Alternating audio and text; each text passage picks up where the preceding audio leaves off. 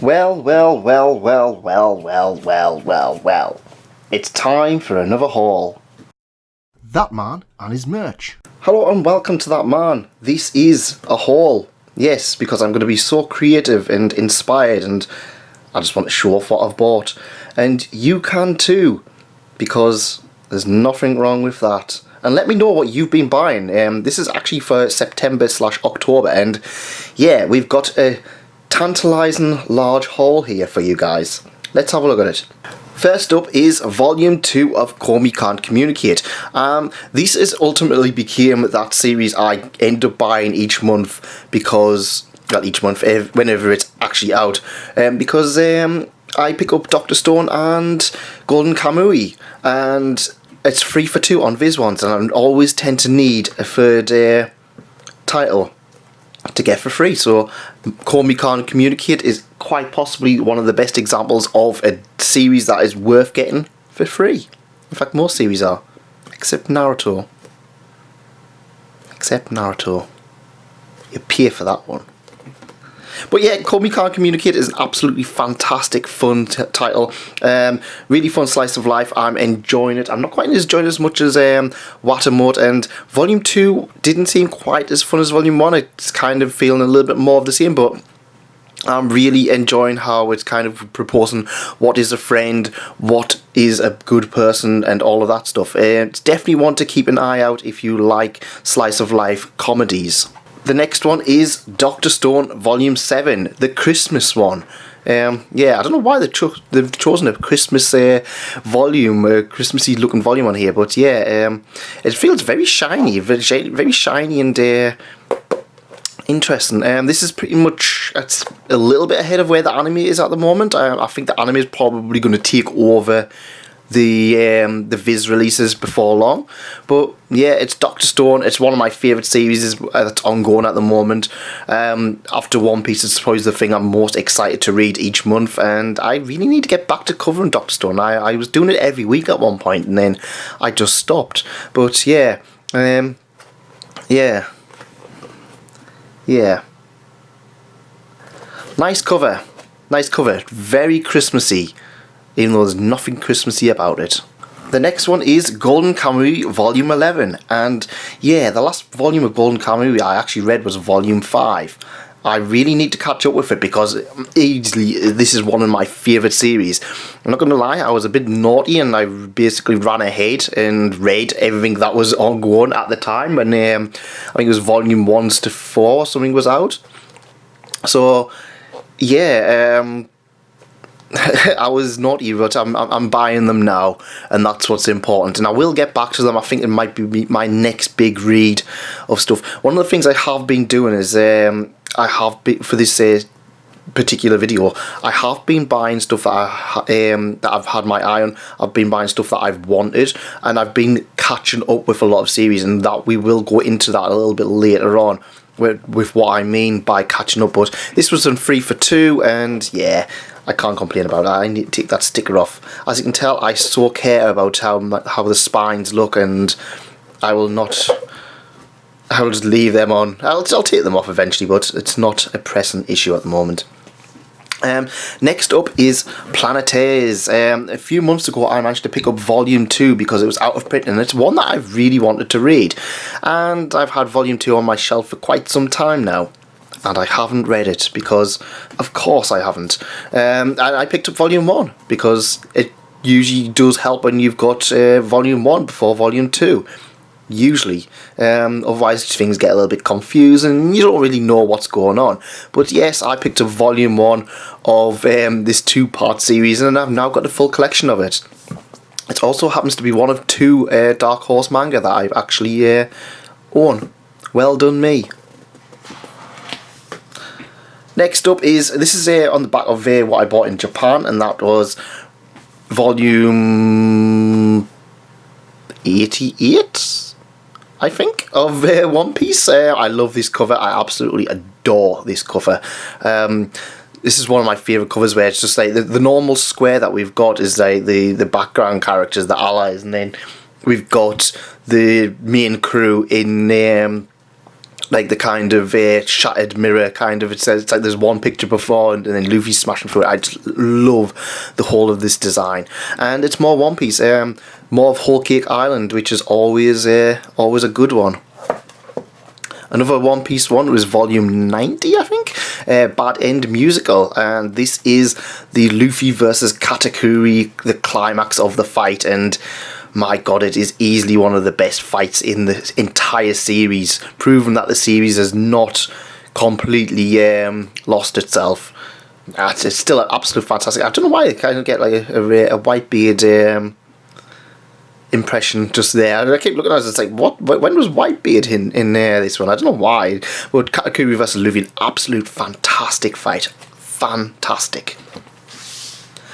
And we also have the Wano arc one, and I bought this in Japanese, and this was one of the reasons I picked it up in Japanese, because the Viz one covered the most important part of the cover. In fact, I'm going to ignore the rest of the cover, and we're just going to talk about the most important part of the cover right here. Yes, the most important part, which Viz censored. Well, cut out. I can't understand why, because I don't know. Viz seemed to have this absolute urge to put massive, huge numbers on front of One Piece. If we look at like stuff like these, that's quite small. You could have easily fit that over bit of Robin, or even that one that's on the left hand side, but there was literally nothing on the left hand side. But no, they decided to put massive huge things, so literally you can't see. I think you can just see one of our eyes peeking out, and yeah, that really annoyed us. And I was just like, I was like, yeah, I'm not buying that volume in English. I'm going to buy it in Japanese and never be able to read it. Logic. Next up we have, I can't remember if I covered this last time, but it's volume 4 of Precarious Woman Executive Miss Black General, and I love this series so much. It's a comedy ecchi manga, basically about supervillains. Not the only time we've seen supervillains over the last few months. She is obsessed about a hero and falls in love with him, and the easiest way for her to see this hero is to become a supervillain, because of course, logic. It's an absolute fantastic series. If you want a new series that you just want to sit down and laugh to, I would really recommend this one, because it's going on under so many radars.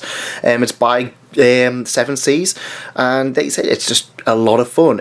If you like ecchi, it's not even that overly ecchi, it's kind of just like one of those fun ecchi kind of things. I wanted to use a trope where a female character falls to darkness and ends up in an eerie costume. So I did. And then we've got like here, it's just like, you can tell it's just so fun. It's just a fun series, and I would really recommend it if you want some fun comedy tropes and all that jazz. Next up, it's time to go Code Black with Cells at Work Code Black, and yeah, this one is the adult version of Cells at Work, and one of the first of many spin-offs. The Cells at Work seems to be getting out a lot of spin-offs as of late, and yeah, this one is a lot different. This is an adult male who drinks, he smokes, he doesn't take care of himself, he's very sexually active, so we get a lot of stuff that you just wouldn't see in the actual main series, and I actually prefer this one slightly. It's a lot of fun, and it's very, very dark, and it's one I will cover more at a later date. Also, they flip them around, so the white blood cells are all girls, and the red blood cells are all guys. I don't know why, I just found that quite amusing. Yeah, I really enjoy it. It's a fun series, it's very dark, and yeah, very interesting indeed, and definitely worth picking up if you like Cells at Work. Next up is the spin-off Overlord A La Carte. I did cover this in a separate video, and it's a lot of fun. It's Overlord with more spin-off stuff. One interesting thing is that I noticed that there's a Kimono Friends spin-off series coming out, which is also Kimono Friends A La Carte. Is this a new spin-off of A La Carte? Are they tied in? We may never know, except we will, because I will probably cover it because it's Kimono Friends and I'm not insane. But yes, it's Overlord with more comedy stuff, as if it could get in any more comedic. A lot of fun, especially if you like Albedo and Shaltier. There's a lot between them two, but yeah, I enjoyed it. I had a lot of fun. I like how in the circle there you can kind of just see Albedo's skin. At first I didn't think they even coloured it in, but no, I just realised it's just her butt. Well done. So next up, I found out that Please Tell Me Galko-Chan Volume 3 was now out of print. So I picked up Volume 3, Volume 4 and Volume 5. I did cover this one a long time ago, about a year ago. But this series is so fun. It's basically, it's a series about a group of friends where they just ask each other like ridiculous questions, and it's questions that you always wanted to know but never thought you would ask, like where does belly button fluff come from, or how big are people's boobs, or do you get pointed boobs or inverted boobs and nipples and all of that stuff. This is just gonna kind of just like demonetize me as soon as I kind of go, but yeah, if you like ecchi series and if you like slice of life series, this one is definitely worth picking up. And like I said, Volume 3 is out of print, and I actually had to import this one from America, and it is still ongoing. So if you are interested in it, I would definitely look to pick this up sooner or later. It's also available digitally, but I already had Volume 1 and 2, so it was one that I read a while ago and I kind of wanted to read more of, but I just kind of stopped buying it. This was before I really got into collecting manga, and it's one that I just really wanted to own all of. So I was just like, you know what, I'm going to treat myself. At this point, rather than starting too many new series, I know I've picked up a few new ones here and there. I'm trying to complete series that have been ongoing for a while. So this one and a few others, I'm just going to continue with. Breaking up things a little bit, I went to Scotland Loves Anime the other day and I got this lovely book. I try and collect these every year whenever I go to SLA, because it's always nice to have a lovely book. I mean, it shows all of the anime that was shown during the movie festival, except for the surprise one, which turned out to be One Piece. It's got interviews, and honestly, it's like, obviously this side we get to see what they had on. Mystery film, it was One Piece. Psycho Pass, Birthday Wonderland, which was it was an alright series. Oh god, Pattern Inverted. Some of these weren't on the Glasgow one, some of them were. Relative Worlds, which was yeah, very interesting. Red Line, which was fantastic. Children of the Sea, which was quite possibly the most boring thing I've ever watched. Premiere, which was yeah, good. Ride Your Wave, which was my favourite one apart from One Piece, and Weathering With You, the Makoto Shinkai. It's just nice to get these, and it always looks fantastic. And included with them, whenever you went to see a movie, with some of the movies, they give you nice cards.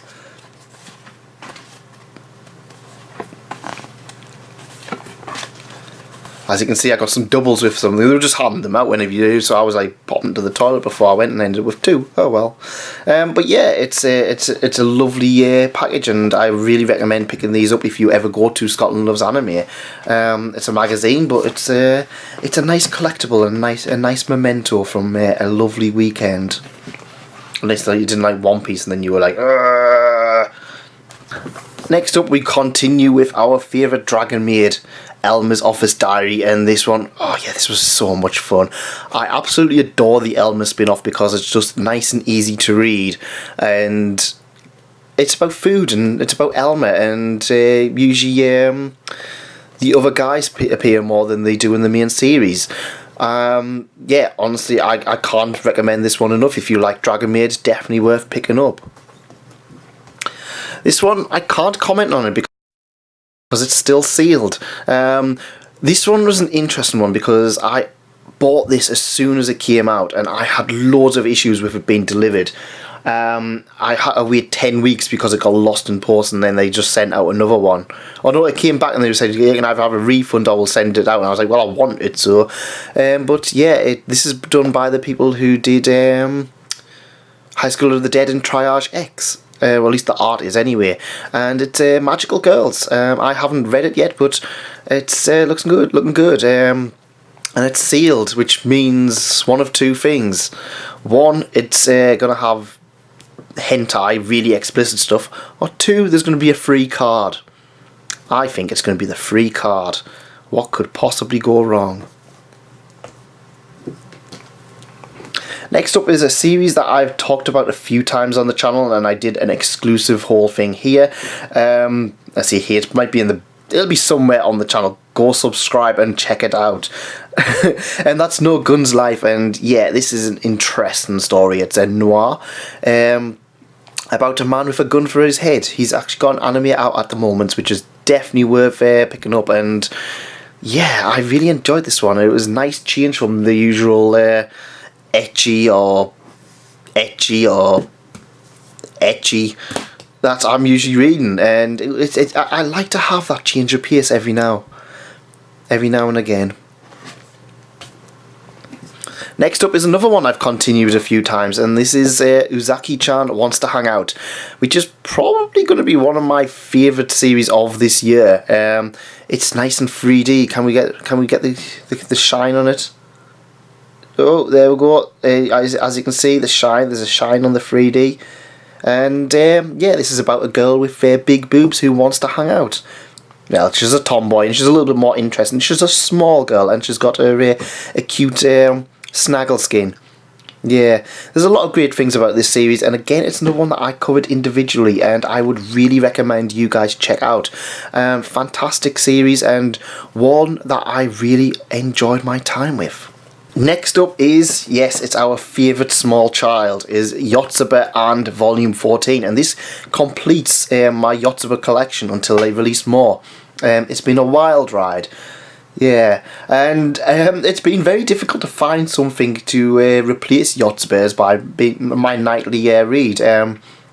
Which is probably why I picked up a few different series like Galko-Chan and stuff like Kobayashi's Dragon Maid. I kind of want that fun slice of life thing where I just come in, I can just turn my mind off and enjoy it. But yeah, Yotsuba is a fun series, and it just continues to be incredible. And why have you not read it? Why? Do I have to threaten you all in order to read this masterpiece of a series? Because I can't be bothered to do that. Next up, it's our favourite camping girls in Laid Back Camp Volume 7. And yeah, can you remember when people used to complain about spines? And you used to see a Viz is terrible. Look at this, look at that. I can see the orange. You monsters. Actually, I'm not really that fussed. It's the book still reads fine. This is more camping goodness, and I was reading it and I was like, I really want to go camping, and I looked outside and it was chucking it down, and I was just like, I will someday go camping. Laid Back Camp, if you haven't read it already, is an absolute beauty of a series. Fantastic scenery, fantastic views, and it's just about enjoying life. This one has Nadeshiko's own little adventure by herself, and however, Rin is just very overprotective of her. If I was a shipping person, I would say I would really ship them together. I really ship them together. Next up is a blind buy by myself, and that is Miss Koizumi Loves Ramen Noodles. This is by Dark Horse, so yeah, I'm actually buying Dark Horse manga at the moment. This one, I don't know what it was about it. I don't know, I was hankering for Japan, and I saw this and it just looked like a Japanese edition of a manga, so I picked it up, and I think it was on sale, you know. And it's about a girl who likes to eat noodles. I haven't really had much of a time to actually sit and digest it yet, but yeah, I really enjoyed what I did read. Next up is an absolute fantastic, and I mean fantastic, series that I have read. It is one of my favourite anime movies of all time, and I am so delighted to be able to talk about The Night is Short, Walk On Girl. This was this series, it was a title that I had wanted for a long time. Tatami Galaxy is a fantastic series, and Night is Short was a fantastic movie, and I didn't realise how much of it I actually it was changed for the movie. There's a lot of fantastic characters, and it really makes you question yourself about. It's basically much like Layback Camp. There's stop and smell the flowers kind of thing. If you keep on walking, you might get to your destination, but you will miss out on certain things along the way. If you there's a lot of great things about it. There's a nice commentary about books, about people collecting books just for the sake of collecting it, and I was just like, oh, that's just the manga tuber community. Nah, not everybody, but obviously, like I said, he's me buying books, and I was just like, this book is judging me. But yeah, if you want a really good story, definitely recommend picking this one up, and it's a beautiful physical title, one that I would definitely recommend picking up physically. While we talk about that, I also want to point out that I also picked up Penguin Highway as well, also by Tomohiko Moriyama. Tomohiko Morimi? I apologise, I've spelt your name wrong. But yeah, I enjoyed the movie for this one last year. Scotland Loves Anime enough that I wanted to read it. It wasn't perfect by any means, but it was still a lot of fun. And yeah, it's about a girl who can make penguins appear from stuff. And yeah, I'm going to cover these two a little bit more in depth at a later date. But yeah, definitely one that I would recommend picking up. And look at that, I mean, just look at that. They look perfect together. Ah, Yen Press, get us Tatami Galaxy out. We need the collection.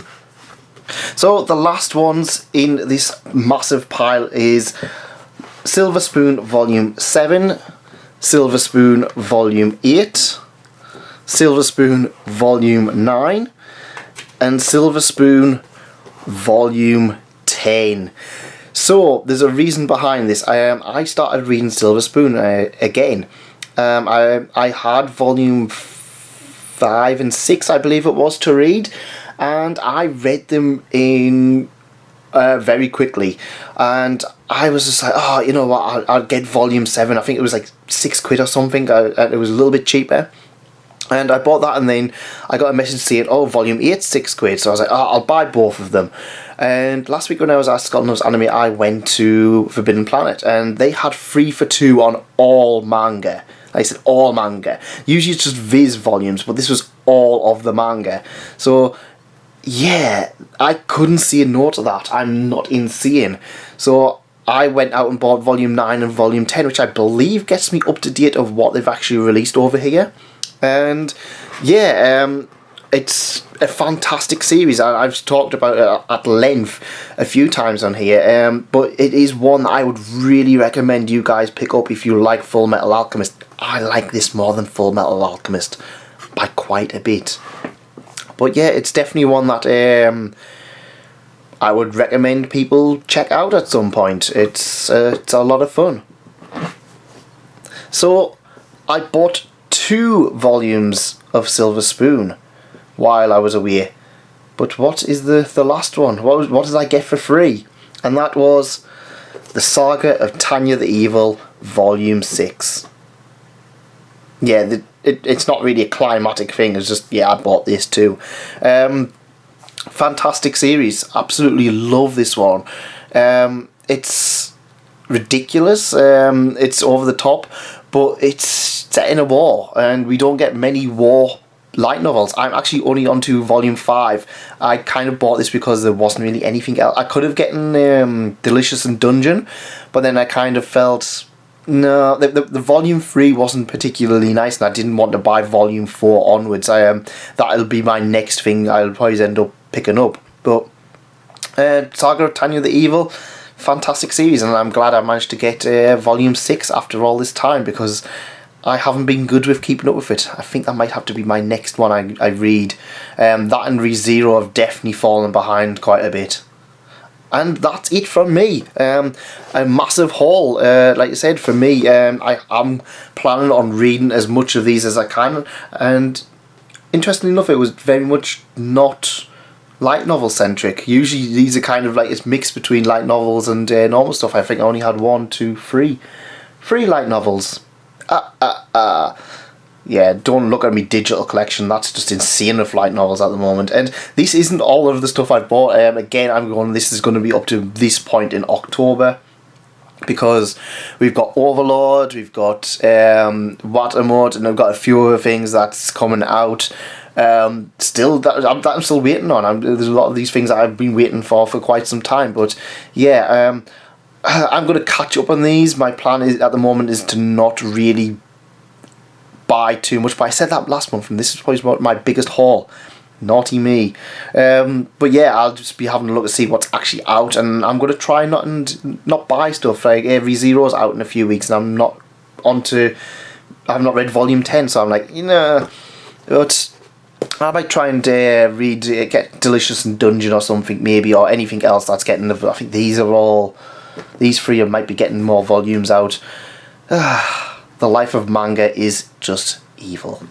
But that's it from me. What did you pick up from September and October so far?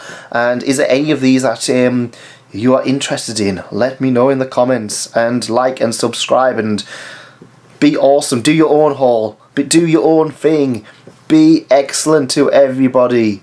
Goodbye.